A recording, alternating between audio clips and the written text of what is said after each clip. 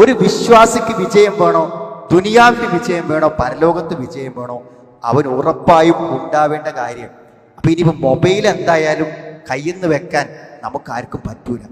അങ്ങനെയെങ്കിൽ സുഹൃത്തുക്കളെ, പ്രയോജനമുള്ള ഒരു കാര്യത്തെക്കുറിച്ച് നമുക്ക് ചിന്തിച്ചൂടെ? അതിൽ നമ്മൾ കേൾക്കുന്നതോ അത് നോക്കുന്നതോ നമുക്ക് ഉപകാരമുള്ള ഒരു കാര്യമാകട്ടെ എന്ന് ചിന്തിച്ചാൽ ഈ കടയിലൊക്കെ എത്രയോ സമയം വെറുതെ ഇരിക്കും. കസ്റ്റമർ ഇല്ലാത്ത സമയത്ത് സെയിൽസ്മാൻമാരാണെങ്കിലും അല്ലെങ്കിൽ ക്യാഷിലിരിക്കുന്ന ആളുകളാണെങ്കിലും എത്ര സമയമാണ് വെറുതെ ഇരിക്കുന്നത്. ഞാൻ ഈ റമദാൻ നമുക്ക് നൽകിയ ഒരു ശക്തി എന്താന്ന് വെച്ചാൽ പ്രവർത്തന നിരതമായ ഒരു കാലമാണ് അല്ലേ. ആ 30 ദിവസത്തെ നമുക്ക് നഷ്ടബോധമല്ല. കാരണം ഒരു ഒഴിവ് കിട്ടിയോ അപ്പൊ ഖുർആൻ എടുത്തു, ഒരു സമയം കിട്ടിയോ നമ്മൾ പള്ളിയിലെത്തി.